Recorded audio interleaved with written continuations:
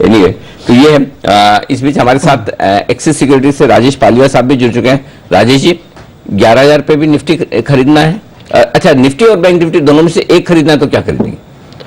जी, Nifty खरीदना चाहिए यहाँ से। मुझे लगता है निफ्टी में मोमेंटम जिस तरीके का आया है, ये निफ्टी में मोमेंटम 11,100 11,200 तक ये कंटिन्यू रहना चाहिए। बहुत टाइम बाद ये कंसोलिडेशन का ब्रेकआउट मिला है और आज जिस तरीके से वॉल्यूम एक्शन भी देखने को मिल रही है, मुझे लगता है मोमेंटम कंटिन्यू रहेगा।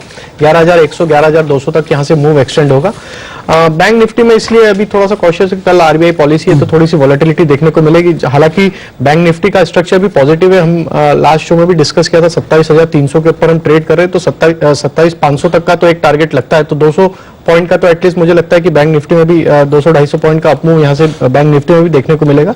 बट आरबीआई पॉलिसी के चलते थोड़ी वॉलेटिलिटी ज्यादा रहेगी, सो निफ्टी थोड़ा सेफ लगता है यहाँ से बाय करने के लिए। लेकिन इसमें जुबिलेंट फूड जिस तरह से ऊपरी स्तरों से फैसला है, ये वाकई में बता रहा है कि कंपनी से लोग अब नाराज हैं।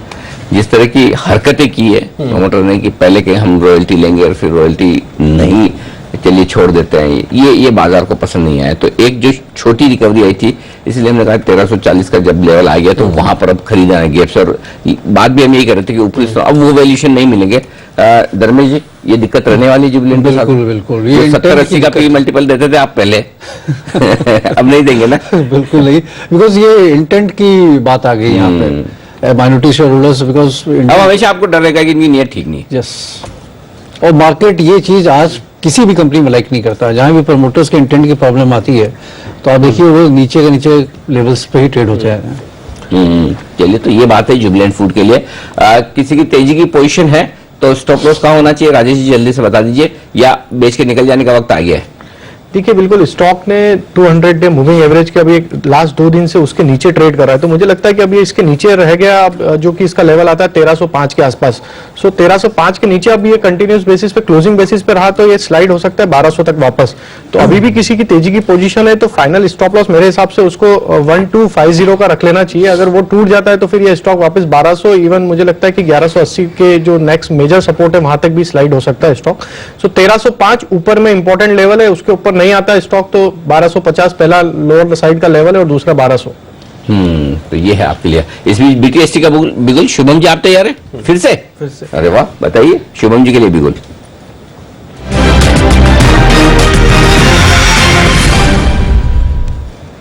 तैयारी ढेर सारी है। शुभम जी के बाद किरण जी तैयार है, विश्वेश जी तैयार है, नितिन जी तैयार है, जल्दी से बताइए। अनिल जी, खरीदारी की सलाह है यहाँ पे इंडिया बुल हाउसिंग फाइनेंस पे। अगर स्टॉक को देखें तो काफी एक शॉर्ट हेवी काउंटर है और मार्केट में जिस तरह से मूवमेंट आना शुरू हुआ है और ये स्टॉक अपने निचले सपोर्ट पे ट्रेड कर रहा है, मुझे लगता है एक शार्प बाउंस बैक यहाँ पे आता हुआ दिखेगा। तो 650 पे अभी फ्यूचर का भाव है, खरीदने की सलाह है। 680 के टारगेट के लिए स्टॉप लॉस होगा 630 का। ओके, 630 के स्टॉप लॉस के साथ आप यहाँ पर कर सकते हैं खरीदारी। और 680 अभी चल रहा है, 650 चल रहा है, 680 का टारगेट, 630 का stop loss.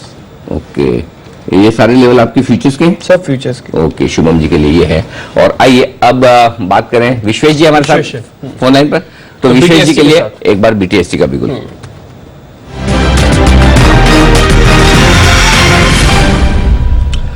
Vishwesh, good morning, आपकी तरफ से आज का ट्रेड। Good morning Nitish. मेरा मानना है कि मार्केट में तेजी का रुझान है, लेकिन स्ट्रॉन्ग स्टॉक ही चल रहा है। तो वीक मिड कैप्स है, एफएनओ स्टॉक्स, उसमें कहीं ना कहीं ऊपर के लेवल पे बिकवाली आ रही है। तो स्ट्रॉन्ग स्टॉक के साथ रहना है, इंडेक्स के स्टॉक के साथ रहना है। तो यूपीएल मेरे हिसाब से खरीदना चाहिए। कल भी ब्रेकआउट था, हमने कल भी रिकमेंड किया था। आज मेरे हिसाब से फॉलो अप बाइंग है। फ्यूचर में छोटा सा स्टॉप लॉस है 796 का, और आज के दिन का टारगेट रहेगा 814। ठीक है, 814 के टारगेट के लिए आप खरीदारी करें यूपीएल। दूसरा शेयर कौन सा सर? दूसरा रिलायंस। मेरे हिसाब से रिलायंस मेरे हिसाब से मोमेंटम बना हुआ है, कहीं ना कहीं इनहेरेंट स्ट्रेंथ है। और इंडेक्स में अगर रोटेशन भी आता है तो रिलायंस फ्रंट से लीड कर रहा है। तो रिलायंस खरीदना चाहिए 1304 के स्टॉप लॉस के साथ। 1330 तक का टारगेट रहेगा फ्यूचर। ठीक है, एक तो रिलायंस खरीदारी करनी है और एक यूपीएल में खरीदारी करनी है। रिलायंस का टारगेट 1328 है। बहुत शुक्रिया विश्वेश। अब किरण जी भी हमारे साथ जुड़ रहे हैं बीटीएसटी के लिए, तो एक बार बिगुल उनके लिए भी।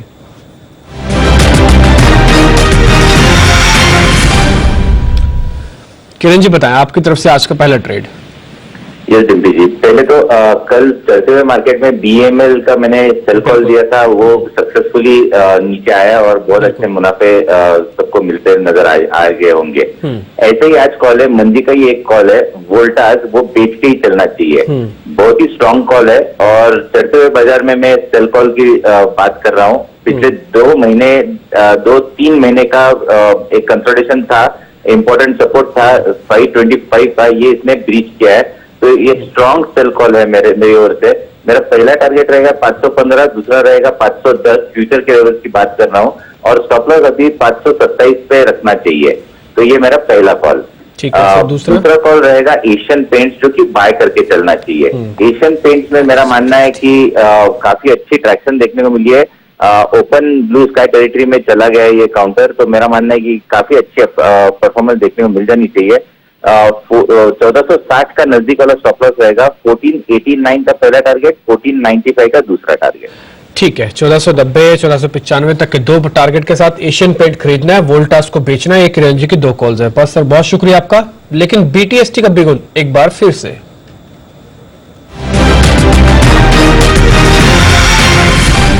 पुणे से चल रहे सीधा दिल्ली, और बंसल जी बता रहे हैं आज का ट्रेड बीटीएसटी का। बंसल जी बताएं, पहला बीटीएसटी आपका। देखिए डिम्पी जी, सुबह मैंने मॉर्निंग में बोला था कि तेजी के लिए एक स्टॉक रडार पर है और दोपहर को मोस्ट प्रॉब्ली मैं शेयर करूंगा, बट उस स्टॉक में एक ब्रेकआउट देखने को मिल रहा है। स्टॉक का नाम है HCL टेक, जिसको नितिन ने अपने पीसीआर में काफी निचले स्तरों पे पकड़ा था और वहां पे एक अच्छा रिवर्सल देखने को मिला था। अब मेरे ऐसे कई लोगों ने जिन्होंने तब नीचे नहीं पकड़ पाया, तो उनको अब पकड़ना है, और यहां पर एक बड़ी नेकलाइन टूट रही है।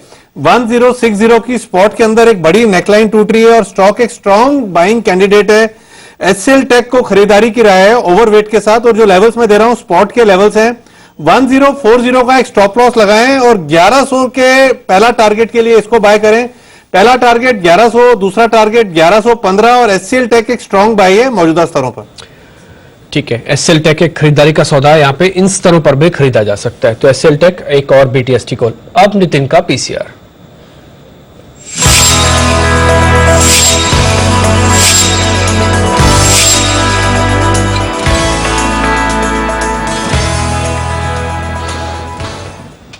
तो नितिन जी, पहले तो एक बार आप अपडेट दीजिए, जो भी ओपन पोजीशन है उसके बारे में आपका क्या कहना है?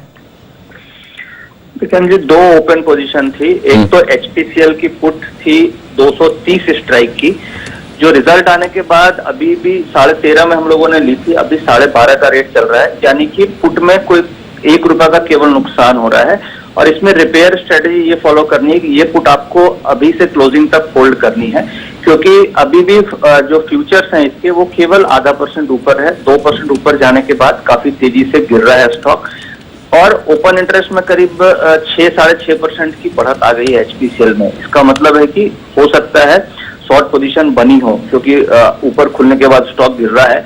तो मुझे लगता है कि 1 रुपया ही लॉस है, इस पोजीशन को अभी रखना चाहिए क्लोजिंग तक।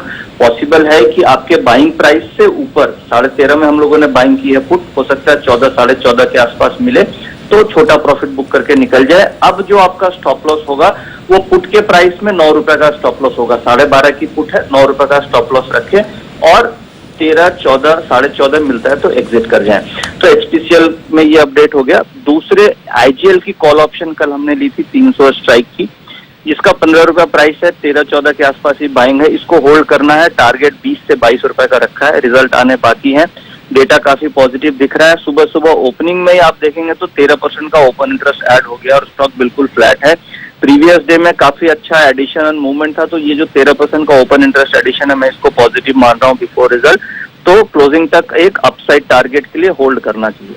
ओके। दूसरा, तो ये कॉल मैंने, अच्छा, ये दोनों तो आपके होल्ड है, अभी कोई दिक्कत वाली बात नहीं, राइट? जी अनिल जी। ठीक है। IGL फ्यूचर थोड़ा सा नीचे आया, लेकिन नीचे आकर रिकवरी भी हो रहा है, तो कोई डरने घबराने की जरूरत नहीं। अब आइए, आज कितने 2 कॉल्स आप देने वाले हैं, राइट? जी अनिल। तो पहला बताइए। पहला ल्यूपिन पे व्यू नेगेटिव आ रहा है और इसकी हम पुट ऑप्शन लेंगे, वो स्ट्राइक है 840 की।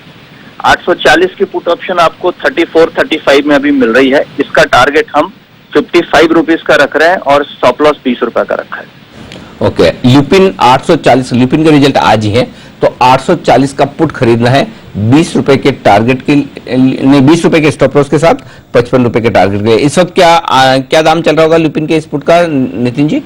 जी अनिल जी, अभी तो 35 था, फिर जब हमने डिस्कस किया अभी 37 साढ़े 37 का रेट आ रहा है। 35 के आसपास ना, ठीक है, तो 35 के आसपास इसे खरीद सकते हैं और ऊपर की तरफ 55 रुपए का टारगेट रखिए। आज ही रिजल्ट आने वाले हैं लुपिन के, ये जान रखें। तो रिजल्ट के लिहाज से आपको खरीदने की राय है। और अगर किसी को फ्यूचर शॉर्ट करना हो तो क्या शुभम जी फ्यूचर भी शॉर्ट किया जा सकता है लुपिन का? लुपिन में अगर देखेंगे तो मुझे लगता है कि यहाँ पे दबाव बिल्कुल बना हुआ है और 2-3 दिनों से कंसिस्टेंटली यहाँ पे सेल ऑफ देखने को मिल रहा है। तो फ्रेश ट्रेड के लिए थोड़ा सा स्टॉप लॉस मुझे लगता है कि थोड़ा सा लेट हो चुका है, बिकॉज 890 से ये स्टॉक कंसिस्टेंटली गिर रहा है। लेकिन अगर किसी के पास है तो मुझे लगता है शॉर्ट होल्ड करना चाहिए। 844 का स्टॉप लॉस अब ट्रेल करना चाहिए और डाउन साइड में अगर ये गिरावट बढ़ती है, जिसका चांसेस अच्छा है, 810 तक के भी लेवल यहाँ पे आते हुए दिखेंगे। ओके, 810 तक आ सकता है, तब आपके लिए 55 के जो टारगेट है पुट ऑप्शन के वो भी शायद होते हुए दिखे। दूसरा स्टॉक कौन सा है वहां पर नितिन जी, तेजी करनी है या मंदी? दूसरा स्टॉक अनिल जी मंदी करनी है सिप्ला में, जिसमें डेटा कल 23-24% का ओपन इंटरेस्ट एडिशन था और आज भी 4% ओपन इंटरेस्ट एडिशन है। सिप्ला की हम 500 स्ट्राइक की पुट लेंगे एट द मनी, जो आपको 17 से 18 रुपए में मिल रही है। इसको इसी रेट पे लेना चाहिए। मुझे लग रहा है कि नीचे करीब 26, 27, 25, 26 ऐसे टारगेट सिप्ला में आपको पुट के मिल सकते हैं और स्टॉप लॉस 9 रुपए का रखेंगे। ओके, 500 का पुट ऑप्शन खरीदिए सिप्ला में और 9 रुपए का स्टॉप लॉस। अभी कितने में मिल रहा है अंदाज से?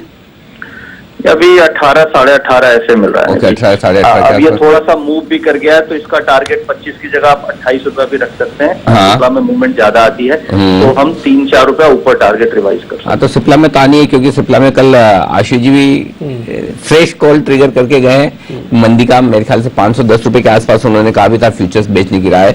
और बड़े बड़े लेवल कुणाल जी और राकेश जी के भी 460, 464 से 465 के आसपास के कुछ। बंसल जी 464-65 के टारगेट है ना आपके सिप्ला पे बड़े वाले? हाँ अनिल जी, 464 का अनिल जी बड़ा वाला एक टारगेट है। बड़ा नहीं अनिल जी, ये मुझे लगता है कि देखने को मिलेगा, ये असलियत वाला टारगेट है और यहां तक ये स्टॉक गिरने का पोटेंशियल रखता है। बट अनिल जी आप हर चीज को इतना क्लोजली याद रखते हैं, कई बार मुझे घबराहट होती है। तो अच्छा, मतलब याद रखूं बोलूं ना? नहीं बोलूं चलेगा, खाली याद ही रखूं? नहीं अनिल जी, अच्छी अच्छी चीजें बोलते हैं तो वो तो अच्छा लगता है, लेकिन कई चीजें दूसरी में ही याद रहती हैं। नहीं, वो जरूरी है भाई। देखिए इतने सारे बड़े बड़े एक्सपर्ट हैं, आपके मुंह से निकला हुआ सारे ब्रह्म वाक्य है, है ना, तो वो ध्यान में रखना जरूरी है, तो ताकि हम भी ट्रैक कर पाए और हमारे व्यूअर्स को बता पाए। तो इसीलिए सिप्ला में 2-5 रुपए के मूव से घबराए नहीं। मुझे अच्छी तरह से याद है कि स्टॉप लॉस भी 522 रुपए के आसपास का थोड़ा लंबा दिया था, 522 या 524, जो बंसल जी ने यही कहा था कि आराम से इसको थोड़ा स्टॉप लॉस रखे ताकि वॉलेटिलिटी में चक्कर ना पड़े, क्योंकि टारगेट भी उतने ही मजबूत आते हुए दिख रहे हैं। ये है आपके लिए सिप्ला पर है। ठीक है, 70 अंकों के बढ़त अभी भी है निफ्टी और 11,000 को किस तरह से होल्ड करता हुआ दिख रहा है। एक और शेयर जो अभी अभी जैसे आईजीएल के बारे में बता रहे थे वो था एमजीएल। एक बार राजेश जी एमजीएल को देखिए जरा, ये 970-71 चल रहा है और ये और कितना चल सकता है? डिम्पी जी देखें तो जिस तरीके का ब्रेकआउट इसमें देखने को मिला है, मुझे लगता है स्टॉक में आज के सेशन में भी 980 तक का तो इसमें मूव एक्सटेंड होना चाहिए, जो कि इसका नेक्स्ट हर्डल है वो इंपॉर्टेंट रहेगा। 980 क्रॉस किया तो फिर ये स्टॉक में पोटेंशियल है 1040 तक जाने का। सो 980 एक फर्स्ट लेवल है। अगर किसी को इंट्राडे में बुक करना है तो 980 के आसपास थोड़ा प्रॉफिट बुक करे और वो ब्रेकआउट अगर 980 का मिल जाता है तो फिर 1040 तक भी इसको होल्ड किया जा सकता है। फिर इसका स्टॉप लॉस हो जाएगा 970 रुपए का। ठीक है धर्मेश, इस बीच कुछ एक कंपनीज ऐसी है जिनके नतीजे इस बार भी ठीक नहीं रहे। डीएलएफ काफी उम्मीद थी कि कुछ रिस्ट्रक्चरिंग करेगा तो इस बार के नंबर्स में रिफ्लेक्ट होगा, ऐसा कुछ खास हुआ नहीं है इसके नंबर्स में। आप रियल एस्टेट पर आपका स्टांस क्या है, व्यू क्या है? नहीं, रियल एस्टेट पे व्यू तो नेगेटिव ही है टिम्पी। ये इस बजट में अनाउंसमेंट होने के बावजूद भी हाँ, उससे ज्यादा इनको कुछ फर्क पड़ेगा नहीं। 1 साल का नोशनल रेंट का जो है वो एडवांटेज है, बट उसको आने में टाइम लगना है। आपको ये नेक्स्ट बजट के लिए है, देन वहां पर फिर आपको देखना है कि इस क्वार्टर के अर्निंग्स या नेक्स्ट क्वार्टर के अर्निंग्स में तो आएंगे नहीं। और ग्राउंड लेवल पर रियल एस्टेट में कहीं पर कोई खास ट्रैक्शन देखने को मिला नहीं। इनफैक्ट अगर आप प्रॉपर्टी खरीदने जाओ तो 10-15% इमीडिएट जो भी प्राइस प्रिवेलिंग है वहां से डिस्काउंट पे ही मिल रहा है। अफोर्डेबल हाउसिंग में ट्रैक्शन है, बट वो ट्रैक्शन थ्रू गवर्नमेंट के थ्रू है। सो उस क्षेत्र में जो कंपनियां हैं बहुत कम है। सरकार खुद से एनबीसीसी तरीके की कंपनी से वो कंस्ट्रक्शन करवा लेती हैं। सो लिस्टेड पे में आई डोंट थिंक कि रियल एस्टेट में कोई भी खरीदारी करनी चाहिए, इवन फ्रॉम ट्रेडिंग पर्सपेक्टिव। ठीक है। इस बीच एडीएजी के गिरने का क्रम आज फिर से जारी है। रिलायंस इंफ्रा 12.5% नीचे आ चुका है, 28 रुपए की गिरावट। रिलायंस कैपिटल अब 8% नीचे आ चुका है और अब अदानी ग्रुप के शेयर वापस से टूटने लगे। अदानी पावर भी 5% नीचे आ गया है। अगर एडीएजी अंबानी के शेयर छूट गए हो तो क्या अदानी के शेयर में शॉर्ट बनाए क्या, कुणाल जी? देखिए, अडानी एंटरप्राइजेस की बात हम लोगों ने डिम्पी 2 सत्र पहले की थी, जब इसने 130 रुपए के सपोर्ट को तोड़ा था। तभी से मुझे लगता है कि काउंटर नीचे आएगा। अडानी एंटरप्राइजेस के लिए 114 रुपए पर सपोर्ट है, मौजूदा भाव 118 का है, तो 4 रुपए तो और डेफिनेटली गिरना चाहिए। 114 अगर टूटा तो फिर ये काउंटर 100 रुपए तक भी नीचे जा सकता है। और जिस तरह का मोमेंटम इस काउंटर में रहता है, बड़ा मूव ये काउंटर देता है, तो बिल्कुल आपकी बात से मैं सहमत हूं। चार्ट स्ट्रक्चर तो खराब है, अडानी एंटरप्राइजेस भी नीचे जाता हुआ दिख रहा है। ये बताऊं मैं आपको, रिलायंस इंफ्रा के गिरने की वजह ये बताएं कि कंपनी ने अपने इन्वेस्टमेंट पे 860 करोड़ का लॉस किया है और लॉस उन्होंने प्रॉफिट एंड लॉस में नहीं दिखाया। इसके लिए भी बाजार थोड़ा सा नाराज होता हुआ दिख रहा है। उन्होंने खाली प्रोविजंस जो पहले क्वार्टर में किए थे उनमें से कम कर दिया उस लॉस को, जो इन्वेस्टमेंट पे लॉस हुआ है। रिलायंस इंफ्रा का रिलायंस नेवल जो पिपावाव शिपयार्ड था, है ना, इंडेक्स का वायलेशन है, उसको लेकर चिंताएं ज्यादा है। 63 रुपए में उन्होंने खरीदा था पिपावाव शिपयार्ड, जिसका नाम रिलायंस नेवल कर लिया, वो 9 रुपए चलता है। 860 करोड़ का रुपए का लॉस है, ये लॉस दिखाया नहीं गया है रिजल्ट्स में। और प्रमोटर की 100% जो स्टेक है वो गिर गई। हाँ, वो है। तो इस वजह से रिलायंस इंफ्रा के तेज गिरावट की वजह मैं आपको बता दूं, ये वजह मानी जा रही है मार्केट में, और इस वजह से रिजल्ट्स के बाद इतनी तेज पिटाई जो होती दिख रही है वो ये होती हुई दिख रही है आपको। ये ऐसे ही होगा कि पहले कम्युनिकेशन पे खबर आएगी, फिर सारा ग्रुप टूटेगा, फिर इंफ्रा पे खबर आएगी, फिर सारा ग्रुप टूटेगा। मेन चीज गिरने टूटने की बात अपनी जगह, ये खरीदना किसको मुझे बताओ, लेना कौन चाहता है? लेना कौन चाहता है? शायद प्रमोटर, और जो लेना चाहता है उनके पास पैसे नहीं है। जिनके पास पैसे हो तो नहीं लेना। सही है, राजेश जी क्या कहेंगे? कोई भी नहीं लेगा, ये दूसरे क्वालिटी स्टॉक लेंगे। जिन स्टॉक्स में इस तरीके का और इस तरह के माहौल में जब जरा भी डाउट हो, आप देखो जुबिलेंट फूड, मतलब सिंपल, इससे बढ़िया एग्जांपल हो नहीं सकता है कि आप अभी तो ये हालत है, प्रमोटर को ये समझ जाना चाहिए कि अगर आपने गवर्नेंस के बारे में सोचा भी सपने में, तो भी दूसरे दिन स्टॉक 10% नीचे। हाँ, मार्केट इतना स्मार्ट हो गया कि आपने सपने में सोचा तब भी गिरा देगा। आप देखिए, उन्होंने मना कर दिया कि हम नहीं बढ़ा रहे जी, फिर भी देखो क्या हाल है। अभी तो 24 घंटे नहीं हुए। और वो कब हाल है जब 4 रिपोर्ट आई है जुबिलेंट फूड पे, सीएलए से बोलता है 1600, ठीक है, और उसके बावजूद ये हाल है। मतलब सबकी रिपोर्ट 1780 मकवायरी, मॉर्गन स्टैनली 1525 जो सबसे कम टारगेट है, उसके बावजूद अगर जुबिलेंट फूड का ये हाल है, इसका मतलब क्लियर कट है मार्केट को ये चीज इस वक्त पसंद नहीं है। आप साफ सुथरी बैलेंस शीट चाहिए, सबको चाहिए, चाहे कोई भी कंपनी रहने दो, और वही हाल जुबिलेंट का हो रहा है। तो वजह हमने बता दी क्यों रिलायंस इंफ्रा में तेज गिरावट होती दिख रही। जो 860 करोड़ के इन्वेस्टमेंट है, जो इन्हें अपने प्रॉफिट एंड लॉस में, आप सोचो अगर 860 करोड़ की इन्वेस्टमेंट राइट ऑफ करेंगे तो कंपनी का मुनाफा क्या दिखेगा, बुरा हाल हो जाएगा। बुरी हालत है। तो उन्होंने उसके बजाय इसको प्रोविजंस में से कम किया है, ये बाजार को पसंद नहीं आया। 5 में से 3 कंपनी अब ऐसी हो गई जिनकी कीमत अब 15 रुपए से भी नीचे है। सिर्फ 2 कंपनी ऐसी है जो कि 100 के हेरफेर में चल रही है। रिलायंस एडीएजी की 5 कंपनियों में से 3 कंपनियों के भाव 10-15 रुपए से भी नीचे आ चुके हैं। ठीक है, छोटा ऑप्शन बड़ी कमाई के लिए सुमित बागड़े जुड़ रहे हैं, बिगुल के साथ चलते हैं उनके पास।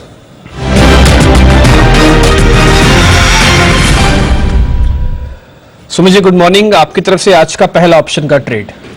Good morning Dimpy.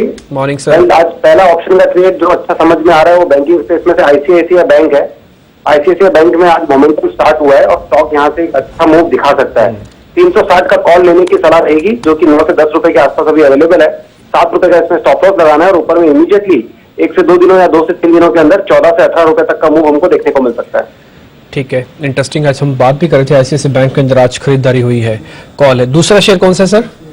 दूसरा है वोल्टास। वोल्टास के अंदर ब्रेकडाउन देखने को मिला है। नीचे में मल्टीपल सपोर्ट स्टॉक के टूटे हैं। बॉलिंगर बैंड के हिसाब से भी इसने एक ब्रेकडाउन दिखाया है और चार्ट पे भी स्टॉक वीक लग रहा है। मैंने जब कॉल बनाया था तब 520 का पुट दिया था 18 से 19 रुपए के आसपास, और अभी जब हम इसका अपडेट दे रहे हैं तब हमारा जो फर्स्ट टारगेट था उसके पास आ चुका है। हमारा फर्स्ट टारगेट था इस पुट के अंदर 25 रुपए और 30 रुपए का। तो अभी इसके अंदर क्या करना चाहिए, सीएमपी पे भी इसको ले सकते हैं, 23 रुपए के आसपास ही अवेलेबल है। स्टॉप लॉस को रिवाइज करें और नीचे में स्टॉप लॉस को 17 रुपए के आसपास ले जाए। 23 रुपए के आसपास अभी चल रहा है, इसको बाय करें। जिस हिसाब से पुट के अंदर मोमेंटम आ रहा है, ये ऐसा लगता है कि शायद 30 रुपए तक का मूव आज या कल में दिखा सकता है। और वोल्टास का जो ब्रेकडाउन है उसको देखते हुए ऐसा लगता है कि स्टॉक नीचे में 505 रुपए तक का मूव दिखा सकता है। तो ये मूव अगर हमको देखने को मिला तो पुट का वैल्यू 30 से 35 रुपए भी हो सकता है। ओके, ये है आपके लिए राय वोल्टास का पुट खरीदने की। तो मंदी के सोले आ रहे हैं आज। किरण जी भी अभी फ्यूचर्स के शॉर्ट करवा देंगे वोल्टास का। ओके, इस बीच एक बड़ी खबर आने वाली तैयारी है। हमारी जी बिजनेस की एक एक्सक्लूसिव खबर आ रही है। मृत्युंजय झा वो खबर लेकर आएंगे। कमोडिटी से जुड़ी तो है लेकिन स्टॉक मार्केट के भी काम की है। तो बस थोड़ी देर में वो खबर आने की तैयारी में, और वो खबर मिस मत कीजिएगा क्योंकि उस खबर के दम पर सेक्टर और स्टॉक में एक्शन होने वाला है। लेकिन एक्शन बड़ा तगड़ा हो रहा है और उसके लिए रुकने को तैयार नहीं है कुणाल जी, बिल्कुल भी। बहुत जोर जोर से हाथ हिला रहे हैं। तो हम जल्दी से दिल्ली चलते हैं बिगुल के बाद बीटीएसटी।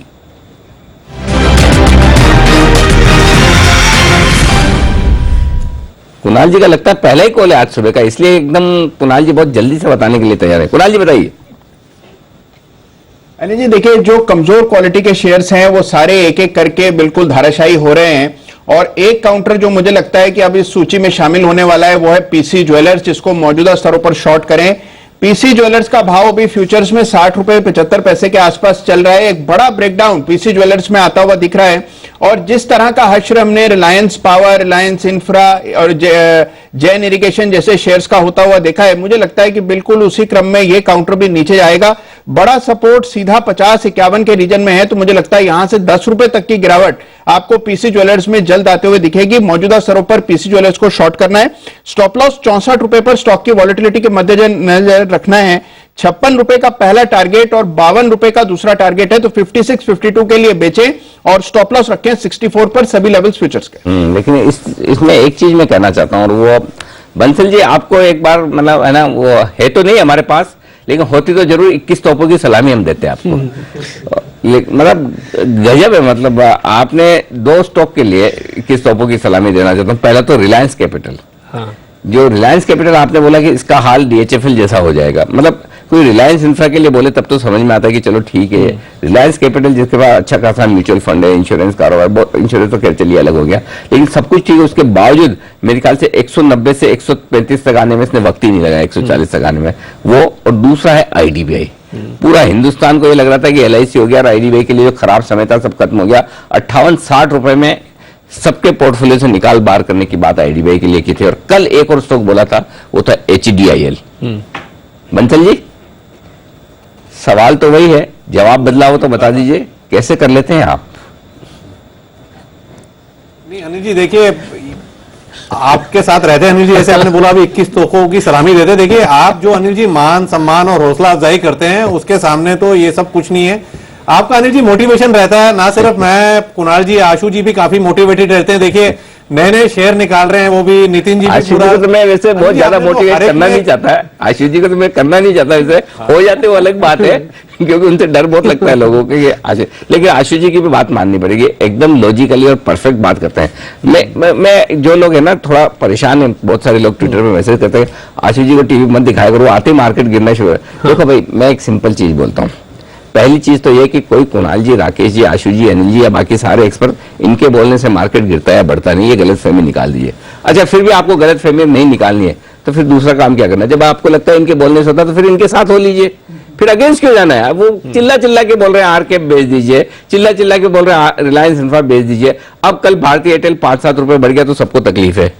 अब देखना है, एक दिन आशु जी का दिन आएगा तब आप फिर आशु जी को याद करोगे कि उन्होंने भारतीय एयरटेल 300 में बेचने का बोला था। भारतीय एयरटेल क्या होगा, अब कब होगा क्या होगा वो तो बोल नहीं सकते, लेकिन जो लोग दुखी हैं उनका कोई इलाज नहीं है। या तो आप फॉलो कीजिए, फॉलो नहीं करना है तो फिर छोड़ दीजिए, सिंपल चीज है ये, ठीक है ना? चलिए एक्सक्लूसिव खबर के लिए तैयार है मृत्युंजय?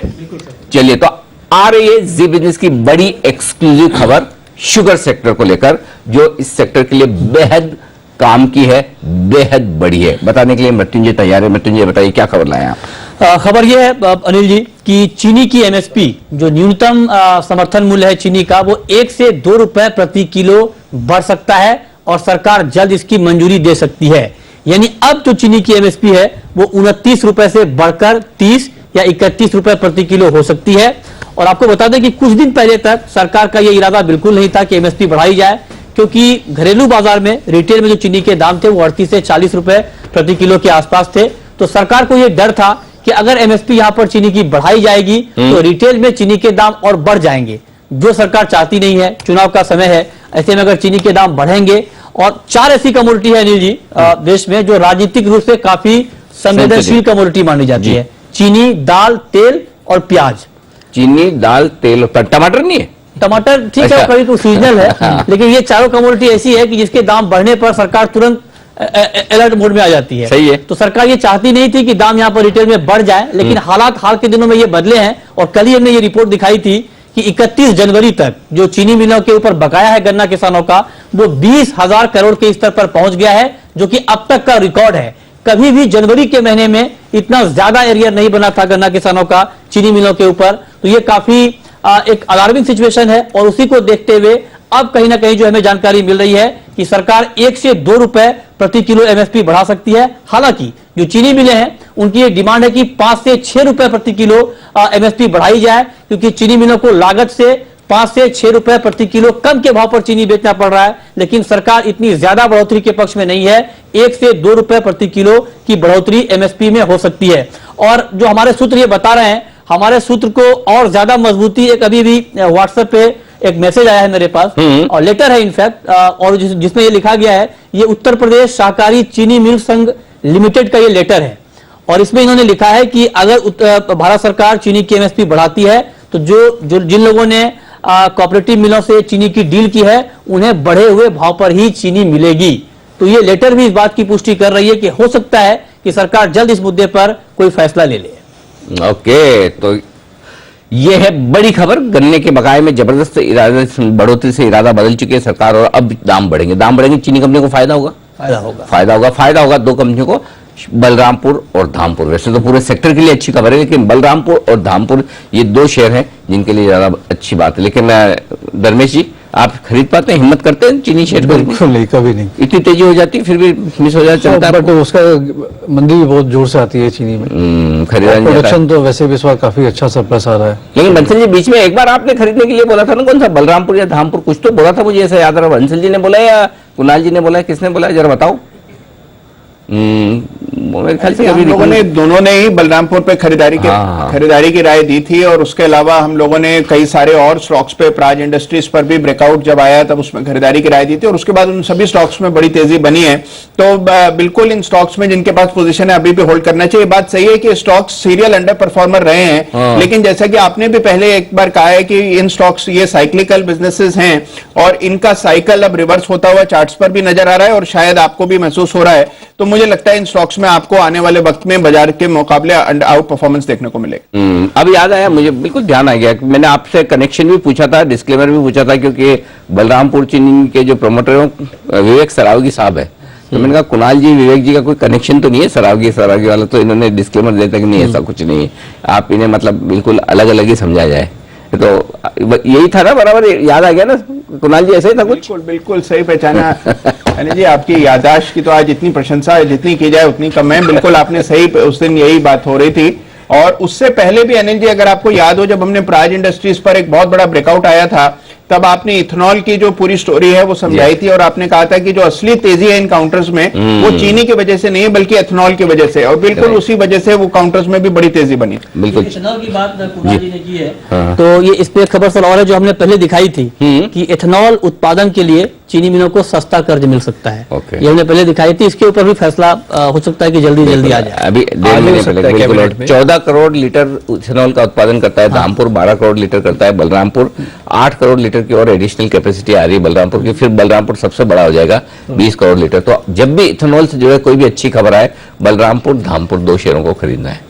शुगर वगैरह तो ठीक है, मृत्युंजय जी के लिए बहुत बढ़िया है, इनका मन लगा रहता है, और वैसे तेजी तो उनमें भी होनी है, इसमें कोई डाउट नहीं है। लेकिन फिर भी जो 2 क्वालिटी स्टॉक जिन पे सबसे ज्यादा असर पड़ना हुई है, एक और 10 की कमाई आने की तैयारी में है, नहीं आज के 2000 आने की तैयारी में, लेकिन उससे पहले 10 की कमाई का बिल्कुल। हाँ चलिए ठीक है।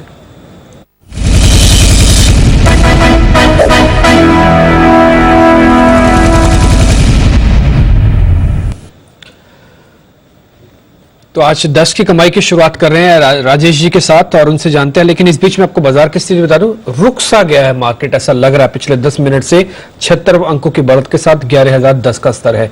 राजेश जी, आपकी तरफ से आज की 10 की कमाई का पहला शेयर। डिम्पी जी, स्टॉक है आईटी पैक से और वो है टीसीएस। टीसीएस में देखें तो जिस तरीके का ब्रेकआउट लॉन्ग टर्म चार्ट पे हुआ और स्टॉक लास्ट 2 वीक से उसके ऊपर सस्टेन कर रहा है, तो मुझे लगता है यहाँ से टीसीएस में 2150 से 2200 तक के टारगेट हमें शॉर्ट टर्म में देखने को मिल सकते हैं। तो 2060 के आसपास ट्रेड कर रहा है टीसीएस, तो कोई भी गिरावट आती 2030 तक भी आता है तो बाय करना चाहिए। स्टॉप लॉस होगा 2000 का और टारगेट होगा पहला 2150 और दूसरा होगा 2200 रुपए का टारगेट। ठीक है, आईटी पे काफी बुलिश है काफी सारे लोग। टीसीएस पे एक और कॉल भी आती हुई दिख रही है, तो टीसीएस 10 की कमाई का पहला शेयर है। 10 की कमाई के अंदर मृत्युंजय भी हमारे साथ जुड़ते हैं और यही बताते हैं कि कमोडिटीज का अब का अपडेट क्या है, ताजा अपडेट क्या है। मृत्युंजय, एक्सक्लूसिव खबर के बाद अब अपडेट। बिल्कुल डिम्पी, और तेजी देखिए गोल्ड की बढ़ने लगी है और अब जो अप्रैल का वायदा है वो 30,400 के करीब पहुंच चुका है एमसीएक्स पर, और चांदी का भाव 40,400 रुपए के ऊपर है। तो तेजी की शुरुआत अब धीरे धीरे मार्केट में हो रही है। अब देखना होगा कि ये तेजी आगे कितनी और टिकती है। हमारे साथ बातचीत के लिए अजय केडिया है, केडिया कमोडिटी के एमडी हैं। अजय जी, स्वागत है आपका। गोल्ड में क्या अब जो लेवल आप लोगों ने जो कहा था कि मार्केट करेक्शन दिखाएगा, करेक्शन तो एक आ चुका है, क्या अब नई बाइंग का मौका बन गया है गोल्ड में? गुड मॉर्निंग मित्रों, डेफिनेटली करेक्शन जिस दिन से हमने इंटरनेशनल में देख रहे थे 1310 1308 तक का लेवल कल के सेशन में हमने छूते हुए देखा, बट डोमेस्टिक मार्केट पे इंपॉर्टेंट था रुपया। कल के सेशन में रुपया हमने गिरावट के रूप की देखा, बट आज रुपये में जिस दिन से गेन्स दिखाई दे रहे हैं वो कहीं ना कहीं थोड़ा सा एक वेट का सिग्नल दे रहा था। आई थिंक ओवरऑल तो सिनेरियो पॉजिटिव है गोल्ड सिल्वर, बट आज के लिए मुझे लगता है 33,300 का वेट करना चाहिए। 33,300 की रेंज में आता है तो ही बाय करते चलिए। ऊपर में 33,600 650 का लेवल गोल्ड में, जबकि चांदी में मुझे लगता है 40,200 तक का वेट करना चाहिए। वहां पे बाइंग इनिशिएट करके चलना चाहिए, जो टारगेट रहेगा 40,650 का। ठीक है, तो ये रहा आपकी गोल्ड और सिल्वर के ऊपर। क्रूड में बिल्कुल रेंज का ट्रेड है, क्या आज के कारोबार में बाजार इस दायरे को तोड़ पाएगा, और अगर हाँ तो किस तरफ, ऊपर की तरफ या नीचे की तरफ? जैसे मैंने कल भी कहा था, क्रूड में एक ब्रॉडर रेंज है 3800 से लेकर 4000 तक। मुझे लगता है अभी भी ये रेंज इंटैक्ट है। हमने कुछ अपडेट्स वेनेजुएला से आते हुए देखा, बट साथ में यूएस के प्रोडक्शन भी देखा, कल ईपीआई के डेटा भी आते हुए देखे। तो मुझे लगता है ये ब्रॉडर रेंज है वो इंटैक्ट रहेगा as of now crude oil के अंदर। आज के लिए थोड़ा बहुत बाउंस देखने मिल सकता है, 3880 3900 के करीब आता है, वहां पे बेच के चलना चाहिए। टारगेट रहेगा 3810 का। ओके, ठीक है। कॉपर में आज के लिए किस तरह का ट्रेड आप देख रहे हैं? मुझे लगता है कॉपर में चाइना मार्केट हॉलिडे पे सबसे इम्पोर्टेंट रहेगी। ट्रम्प की जो मीट और स्पीच जो हो रही है उस पर सबकी नजर बनी हुई है कि उसमें कैसा आउटकम आना है। तो वहां से जब तक आउटलुक नहीं आता, मुझे लगता है इसकी प्राइसेस एक सीमित दायरे में रहेंगे। बट ओवरऑल व्यू जो बन रहा है कॉपर में पॉजिटिव बन रहा है। 445 के टॉप पे लेके चलिए, 450 का टारगेट रहेगा। ये ग्वार में पिछले 2 दिनों में क्या हो रहा है? गिरावट बढ़ती जा रही है, क्या कुछ नए फंडामेंटल जुड़े हैं ग्वार में? देखिए, गवार में जैसे मैंने पहले भी कहा था कि बड़ा दायरा रहेगा जब तक 4450 के ऊपर नहीं निकलता है, मार्केट में एक दायरे में रहेगा। अभी भी ये दायरा इंटैक्ट है। अगर हम पिछले अक्टूबर से दिसंबर से देखें तो 4150 के नीचे नहीं जा पा रहा है। तो मुझे लगता है दायरा अभी भी मेंटेन है। फंडामेंटल साइड कोई मेजर अपडेट्स तो नहीं निकल के आई है, बट एज ऑफ नाउ मुझे लगता है मार्केट एक दबाव में रहेगा जो 4180 तक का लेवल आज दिखा सकता है। ठीक है, आखिरी सवाल आपसे, मेंथा में आज के लिए बाय या सेल? मेंथा में आज के लिए सेल करके चलना चाहिए। नीचे में मुझे लगता है ये 1560 तक का लेवल दिखा देगा। चलिए, शुक्रिया अजय जी आपका इस पूरे अपडेट के लिए, बताने के लिए कि अभी अभी कमोडिटी में कहां पर कमाई के मौके बनेंगे। लेकिन आज 11:30 बजे और एक बहुत ही बड़ा खुलासा हम करने जा रहे हैं 11:26 पर, और एक मनमानी के खिलाफ है। अच्छा, GJEPC, James and jewellery export promotion council, okay, और का जो ज्वेलर्स हैं, जो बुलियन ट्रेडर हैं, उन्होंने GJEPC के खिलाफ बड़ी शिकायत की है कि मोनोपोली नहीं चलेगी, नहीं चलेगी, नहीं चलेगी, नहीं चलेगी। अच्छा, sponsored by ministry of commerce and industry. हाँ, ये और वाकई जो मैंने इनके अभी इनके नियम देखे वो वाकई चौंकाने वाले हैं, और वो पढ़ने के बाद आपको लगेगा कि वाकई एक बड़ी मोनोपोली हो रही है GJEPC की तरफ से। दिल्ली तक पहुंचनी चाहिए फिर आपकी आवाज। बिल्कुल पहुंचनी चाहिए, पहुंचेगी आवाज आज। बिल्कुल। तो कुछ बड़े ज्वेलर हमारे साथ जुड़ेंगे जिनको नोटिस दिया है GJEPC ने। अच्छा, कि आप 7 दिन पहले और 7 दिन बाद जो इनका एक सिग्नेचर इवेंट होता है IEGS, उसके 7 दिन पहले और 7 दिन बाद तक आप कहीं पर कोई एग्जीबिशन नहीं लगा सकते। ये तो इंटरेस्टिंग है। चलिए, तो बिल्कुल ज्वेलर्स के और पूरे गोल्ड और सिल्वर का कारोबार करने वाले जितने भी कारोबारी हैं उनके हक की आवाज जी बिजनेस हमेशा उठाएगा। तो अगर कोई भी ऐसी खबर है जो आपके काम की है, जिनकी वजह से कारोबारियों को नुकसान हो रहा है, कहीं दिक्कत हो रही है, उन्हें कारोबार करने में मुश्किल आ रही है, तो ये मसला हम पूरे जोर शोर से उठाएंगे और मृत्युंजय इस काम में सबसे आगे रहते हैं। तो आज ये 11:30 बजे शो आपको बिल्कुल मिस नहीं करना है। हर एक ज्वेलर, हर एक कारोबारी को ये देखना है और सोशल मीडिया पे इस तरह से सबको पता चलना चाहिए। और एक और काम ये कीजिए कि जितने ज्वेलरी एसोसिएशन है उनको सबको आप बता दीजिए कि आपके हक की आवाज आज जी बिजनेस उठाने जा रहा है 11:30 बजे, ताकि वो लोग ये शो देखें और दबाव बनाए अगर कोई गलत प्रैक्टिस चल रही है तो ये ministry of commerce and industry पे दबाव बनना चाहिए। अभी तो सुरेश प्रभु साहब है ना मंत्री, तो बिल्कुल ये शो रिकॉर्ड करके एक बार सुरेश प्रभु साहब के पास भी पहुंचाना चाहिए, बिल्कुल, है ना, बिल्कुल। तो चलिए ये आवाज हम जरूर उठाएंगे, बिल्कुल।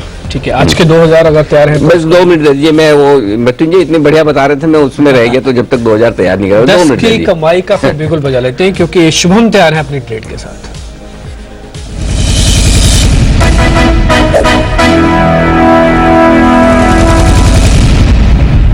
बताएं सर। डिम्पी जी, खरीदने की सलाह है इन्फोसिस पे आज मार्केट ओपनिंग के पहले भी मैंने यहाँ पे बाई कॉल दिया था और वो ऑप्शन जो खरीदने की सलाह थी वो 35% ऊपर है, ऑलमोस्ट टारगेट अचीव होने वाला है। लेकिन फिर भी अगर यहाँ पे थोड़ा सा पोजिशनल पर्सपेक्टिव से अगर देखें, जहाँ पे मैं 2 महीने के पर्सपेक्टिव की बात कर रहा हूँ, तो वहां पे भी मुझे लगता है कि एक अच्छा मोमेंटम इन्फोसिस में बनता हुआ दिखेगा।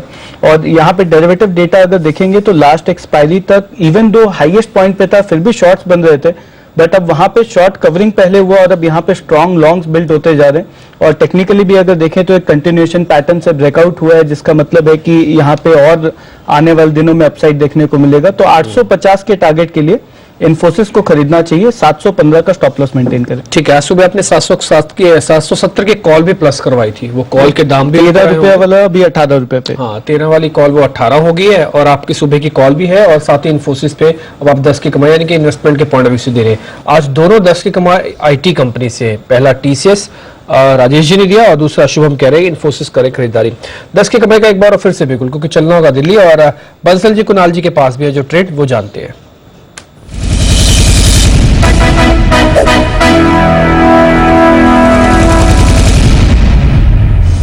बताया कुणाल जी। डीपी जी, देखिए जिस तरह का मार्केट का माहौल है, हम देख रहे हैं कि सारे मिड कैप स्टॉक्स धीरे धीरे करके नीचे आ रहे हैं। तो हमारा फोकस अभी निफ्टी पर है और जो राय अभी हम लोगों ने निफ्टी पर दी थी, मुझे लगता है कि वो बहुत इंपॉर्टेंट है और उसी को फॉलो करना चाहिए कि 10,970 के लेवल पर निफ्टी में एक बहुत बड़ा सपोर्ट है। तो 10,960 के स्टॉप लॉस से निफ्टी को बाय करके चलना है और अभी भी मौजूदा स्तरों पर होल्ड करना है। हमें लगता है कि 11,100 के लेवल्स आपको जल्द आते हुए दिखेंगे। तो आज की 10 की कमाई में हमारी राय निफ्टी पर है।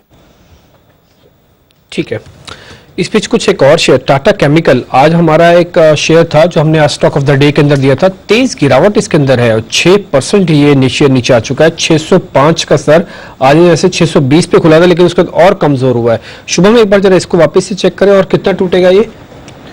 डिम्पी, यहाँ पे आज का जो गैप से एक ओपनिंग दिखा है और उसके बाद कंटिन्यूस यहाँ पे गिरावट बढ़ती जा रही है, तो मुझे लगता है कि अब ये थोड़ा सा और डेंजरस होता जा रहा है। अगर नेक्स्ट टारगेट देखें तो 575 तक का लेवल भी मुझे लगता है यहाँ पे पॉसिबल है। तो अगर किसी के पास शॉर्ट पोजीशन यहाँ पे ऑलरेडी है आज की ओपनिंग में, तो 618 पे अब ट्रेलिंग स्टॉप लॉस रख लें और डाउन साइड में 575 तक मुझे लगता है ये स्टॉक फिसल सकता है। ठीक है, 10 की कमाई का एक और बिगुल, क्योंकि धर्मेश के पास भी एक ऐसा ही ट्रेड जो बेहतरीन ट्रेड होगा, आपको इन्वेस्टमेंट के लिए जरूर रखना चाहिए। 10 की कमाई का बिगुल।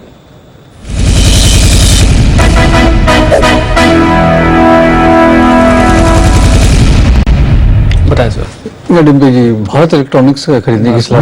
BEL वापस से काफी इसमें एक सेलिंग प्रेशर आया, 80 के नीचे ट्रेड हो रहा है और नतीजे काफी अच्छे आए थे इसके। ऑर्डर बुक का इन्फ्लो भी काफी स्ट्रॉन्ग रहा है, डिफेंस में सरकार का बजट एलोकेशन भी थोड़ा मार्जिनली बढ़ा है और एक निश कंपनी है पूरे ये सेगमेंट में। जितनी भी रडार टेक्नोलॉजी है, मिसाइल टेक्नोलॉजी है और जो न्यू एज जो मिलिट्री के इक्विपमेंट्स बन रहे हैं, उसमें ये इकलौता हिंदुस्तान में एक फाइन प्लेयर है। तो मुझे लगता है BEL खरीदना चाहिए, वैल्यूएशन के हिसाब से काफी सस्ते स्थलों पर मिल रहा है।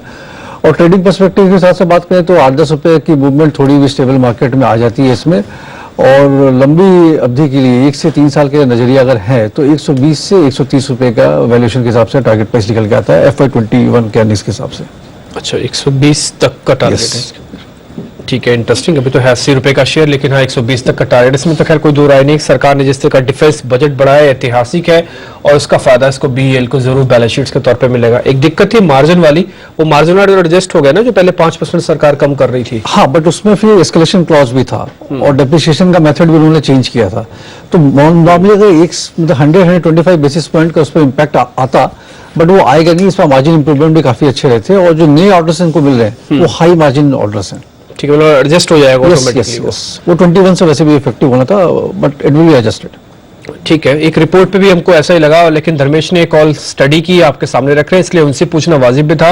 और ये बात ठीक है कि 21 के बाद वो मार्जिन्स का क्लॉज है, और उससे पहले तक तो हाई एंड मार्जिन्स वाले कुछ प्रोडक्ट इनको मिल रहे हैं। 10 की कमाई के कई सौदे आपने नोट किए। अब आज के 2000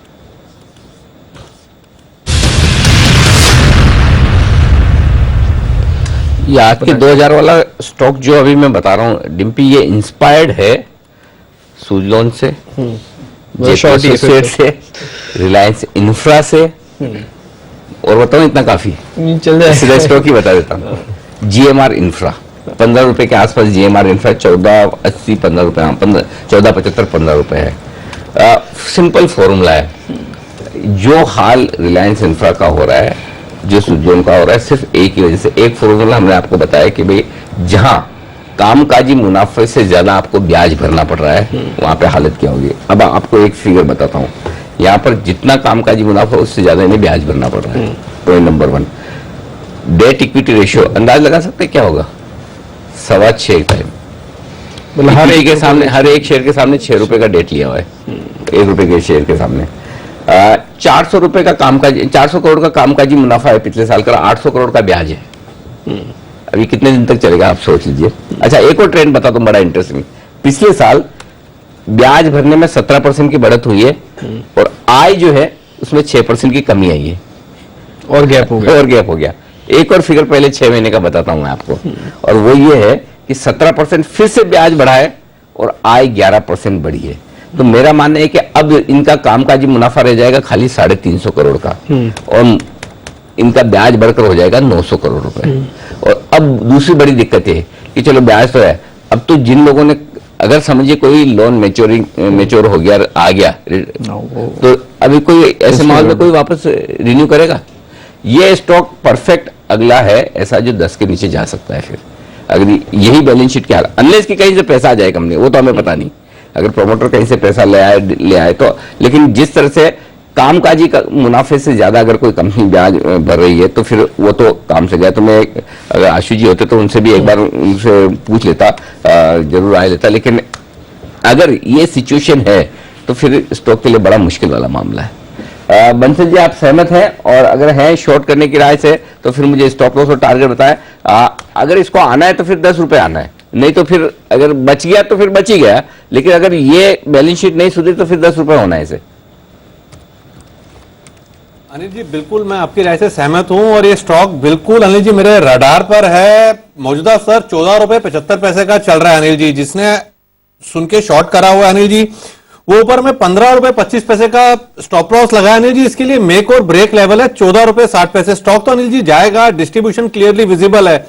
एक बार ये 14 रुपए 60 पैसे के नीचे अनिल जी डिसाइसिवली निकल के टिकेगा, 14 रुपीज 60 पैसा के नीचे निकल के टिकेगा, तो अनिल जी जो टारगेट्स आप दे रहे हैं वो टारगेट्स एक दिन में देखने को मिलेंगे 10 रुपए के नीचे के 14। एक मिनट पैसा। हेलो एक भाई साहब, एक मिनट रुकिए, एक दिन में नहीं चाहिए। किसने बोला एक दिन में टारगेट चाहिए? 14.65 पे ट्रेड कर रहा, आप ये क्या गजब कर रहे हो? 5-10 फ्यूचर बोल रहे, कैश 14 रुपए 60 पैसे के लेवल मैं कैश अनिल जी, कैश। हाँ, अभी क्या चल रहा है? एक मिनट कैश में देख लीजिए। 14 पैसे कैश में, 14 रुपए 70 पैसे, 14 पैसे। तो मतलब 10-15 पैसे निकलते फिर 4 रुपए निकल जाएगा। हाँ, 5 रुपए अनिल जी, 5 रुपए, हाँ 5-6 रुपए अनिल जी निकलेगा ये स्टॉक। 14 रुपीज 60 पैसा अनिल जी। मैंने आपको शुरू में बोला ये स्टॉक मेरे रडार पर अनिल जी। छोटे मोटे टारगेट्स के लिए तो रडार पे हम रखते नहीं चीज को। 14 रुपीज 60 पैसा के नीचे निकलेगा तो अनिल जी 10 रुपए के नीचे इतना बड़ा गिरावट देखने को मिलेगी। और बिल्कुल मैं सहमत हूं, और मैं अभी आपको हाथ ही आने लगा था कि आप इस पे मुझसे राय लें, और बाई चांस आपने मुझसे ही राय ली। अच्छा। 14 रुपये 60 पैसा के नीचे निकलेगा तो अनिल जी सेम डे 10 रुपए के नीचे के लेवल देखने को मिलेंगे। माय गॉड, तो ये कहीं आज तो नहीं हो जाएगा? ये 2000 नहीं, फिर 2 लाख का सौदा हो जाएगा। कैसे? 45,000 का है ये इसका लॉट, और अगर ये 4-5 रुपए गया तो फिर सीधा 2 लाख हो जाएगा। 3 जीरो के आगे 2 जीरो और लगा दीजिएगा, सीधा 2 लाख ही हो जाएगा। आज के 2 लाख हो जाएगा ये। माय गॉड, तो 14.60 में क्या बचा? 14.60 तो हो जाएगा कैश में, तो फ्यूचर में तो मेरे ख्याल से 14.55 आएगा। पहले तो एक बार, तब फिर अगर इतना है तो कैश में भी हो गया। कैश ही बताइए, अगर कैश 14.60 की बात कर रहे हैं तो फिर कैश वाला लेवल फ्यूचर हटा दीजिए, कैश ही बताइए जो बंसल जी बताना चाहते हैं। 14.60 चलिए इसको लगा के रहे। तब तक एक बार शुभम, माफ कीजिएगा धर्मेश जी, राय दीजिए। नहीं, डेटा तो आपने सारे बता दिया फाइनेंशियल, और ये तो काफी समय से कंपनी प्रॉब्लम में चल रही है, किसी तरह ये सर्वाइव करने की कोशिश कर रही थी। तो ऐसी जितनी कंपनियां हैं, ज्योति स्ट्रक्चर्स भी इस तरीके से एक बार ट्रैप में आया था, अगर थोड़ा आपको ध्यान हो, वर्किंग कैपिटल का ट्रैप उसमें था, तो मुझे नहीं लगता ये सब कंपनी का कोई भी फ्यूचर है। So the single digit high probability है। सिंगल डिजिट हाई प्रोबेबिलिटी है, एक चीज है। चलिए एक पोल करवा लो शुभम जी। अनिल जी, ऐसा है 2010 में कॉर्पोरेट कम्युनिकेशन की टीम मुझसे मिलने आए थे जिस कंपनी में मैं काम कर रहा था, बिकॉज 55 रुपए के स्टॉक के भाव पे मैंने 10 रुपए का टारगेट दिया था उस समय 2010 में। इसी पे अभी भी GMR 10 के ऊपर है, वो बहुत सरप्राइजिंग है। तो वापस से 10 के नीचे आना तो बिल्कुल चाहिए। मुझे लगता है नीचे तो टारगेट पूरा ओपन है। 16 रुपए का स्टॉप लॉस रख ले और यहाँ पे बेचना चाहिए। कुछ भी लेवल आ जाएंगे नीचे में, मतलब 16 रुपए का स्टॉप लॉस लगा के भूल जाओ इसको। भूल जाओ इसको। या तो जिस दिन एक्सचेंज डिसाइड करेगा कि फ्यूचर से निकल रहे हैं, उस दिन कवर कर लेंगे। इंटरेस्ट, ये भी आइडिया ठीक है। या तो जिस दिन हमारे राजेश जी जल्दी से राय दे दीजिए। ये सीरीज का 14 रुपए का पुट 50 पैसे में अवेलेबल है, तो बेटर है कि ये पुट भी ले सकते हैं 50 पैसे में। सो रिस्क भी लिमिटेड हो जाएगी, और अगर इसी मंथ में डिसीजन हो जाए, जैसा कि चल रहा है कि आरकॉम के साथ हो गया, अगर इन स्टॉक्स पे भी हो गया डिसीजन, तो ये सीरीज में वो 50 पैसे का पुट 2 रुपए 3 रुपए बिक जाएगा। ओके, ये भी आइडिया ठीक है। 14 रुपए का पुट ले लीजिए, 50 पैसे जाएंगे तो 50 पैसे जाएंगे। हालांकि लॉट साइज बड़ा है, 45,000 का लॉट है, 20-22,000 रुपए बने। हाँ, मतलब ये तो जैकपॉट वाली बात। पार्टनरशिप में ले लीजिए किसी के साथ। आधा लोट अच्छे दोस्त रखा करो कभी, तो बड़े लोट साइज के टाइम पे ट्रेड करने में काम आ जाते। क्यों डिम्पी जी, ये फॉर्मूला आपका ठीक है? हाँ बिल्कुल।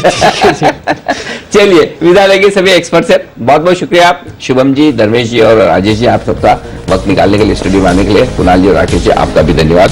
ब्रेक के बाद हमारे साथ कार्यक्रम में शामिल हो रहे हैं जाने माने बाजार के एक्सपर्ट मार्सेलस इन्वेस्टमेंट्स के सौरभ मुखर्जी साहब, जिनकी गहरी पकड़ है बाजार पे भी, मैक्रो पे भी और साथ ही इकोनॉमी पे भी। तो बजट की बात करेंगे उनसे, और बजट के बाद आगे के डायरेक्शन पे होगी उनसे बातचीत। में बस मैं यही हूँ, डिम्पी जी को इजाजत दीजिए। डिम्पी जी आपको इजाजत दे रहे हैं दर्शक, बहुत बहुत धन्यवाद आपका भी। बहुत बहुत शुक्रिया सर।